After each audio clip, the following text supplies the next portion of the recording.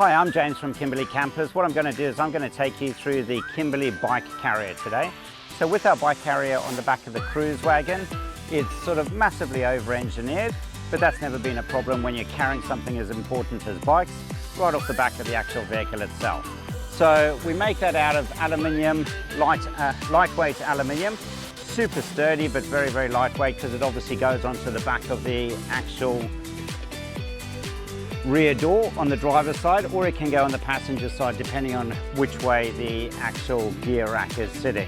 So it bolts on with 6 bolts over through into our actual gear rack, so the Kimberley Campers gear rack. It's hydraulically assisted with a 550 Newton meter gas strut, 2 of them, so just over 1100 Newton meters of assistance lifting it up and lifting it down.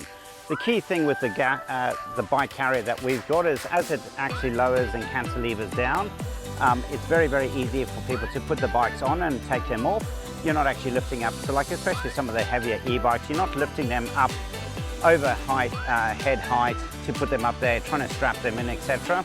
What you do is you put it onto the rear wheel, which you'll see shortly, and then you just lever it into the actual cradles for the front wheels, and then you're able to sort of strap that in and push it straight back up. Now the key thing about this is it sits nice and neatly behind the actual van itself. Essentially, so like there's nothing protruding out the side of the actual vehicle itself, and because it's so sturdy inside there, there's hardly any movement of the actual bikes themselves. So that movement translates into safer drive for the actual vehicle. It also translates into the rear door being a lot more stable, keeping closed, and also it's like carrying our gear.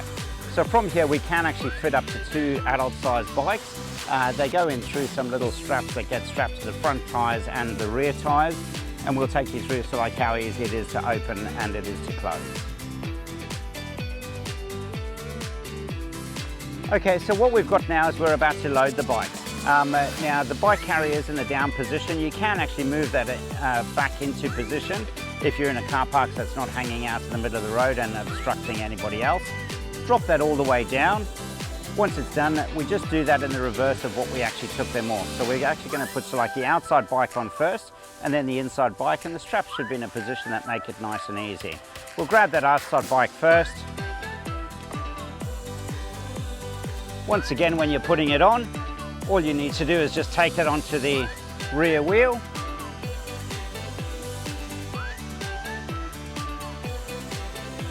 Push that in situ, that'll sit there nice and neatly out of the road.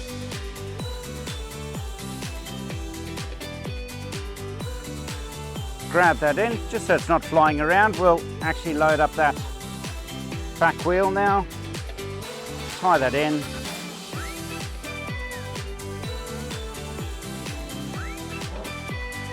We can tweak those up if they need to be at a later date. Grab your second bike, exactly the same process. Put that into its rear wheel. Walk that round.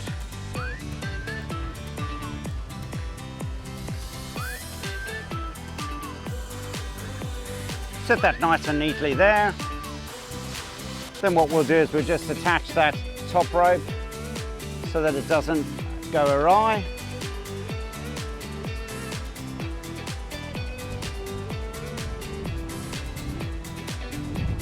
Once that's nice and neatly in, we'll do that bottom one.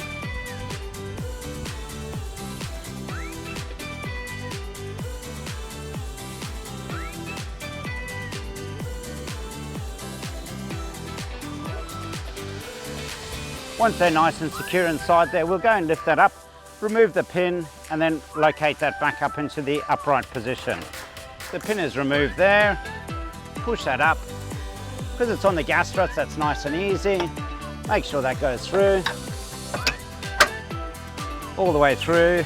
Grab your D-pin. Lock that into position. And then once again, just go around. Make sure that these are all tweaked nice and tight for travel. Very, very secure off the back of the bike, off the back of the van. Nice and secure, so like to the rear door, and that should be out of the road. Full clearance on your lights there, so it's all legal. And with the number plate fully visible there, you don't need any extra actual sort of like number plates or rear lights. Okay, so now to remove the bikes from the carrier themselves, what there is a bit of a sequence, so you've got to get that right. The first thing we have to do is actually release the pin that holds the whole thing up. In here, there's actually a D pin that holds it in. We release the D pin, that comes out. Simply pull the plunger out, and the bikes will generally sit up there without coming crashing down. We'll leave that there just to pick that up a little bit later. Take that down, bring those bikes all the way down. Now, because they're on the gas struts, they won't fly off and push up against you. Lock that in so that we can actually, that won't shoot up once we take the bikes off. Now, generally, depending on how your handlebars are situated is how you take it off first off. So on these ones here, we remove the inside bike, which is the uppermost one on the handlebars. So what we'll do is we'll come into the bottom here, we'll release that rear wheel. That'll obviously let the bike swing down there. We go and release that middle or the top wheel. That releases off there, and then that allows you to actually take the bike off nice and easy from the back of the bike there. So you're not flying around, you're not trying to lift that heavy weight up, whatever you need to do. Put that bike to the side, and then we simply do the same with the other bike. So we'll release that lower wheel, that'll come out there. Just make sure the bike sits nice and neatly. Then we come to the top, release that top wheel here. Once that's all done, once again, because that pin's in there, it's not going to fly back up. Lift that out, and we're good to go. And of course, one of the key things of having the bikes on the actual rear door here is you can still get access into the back of the van if you're sitting down for lunch, or if you needed to get anything out of the back.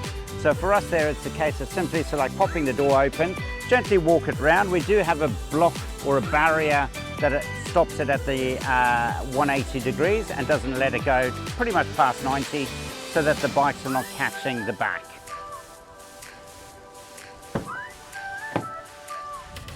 That just swings out nice and easily, and then it locks in that position there. So just over 90 degrees, but full access to into the back of the van without actually getting the bikes swinging around and catching the back or the side of the van or any of the windows.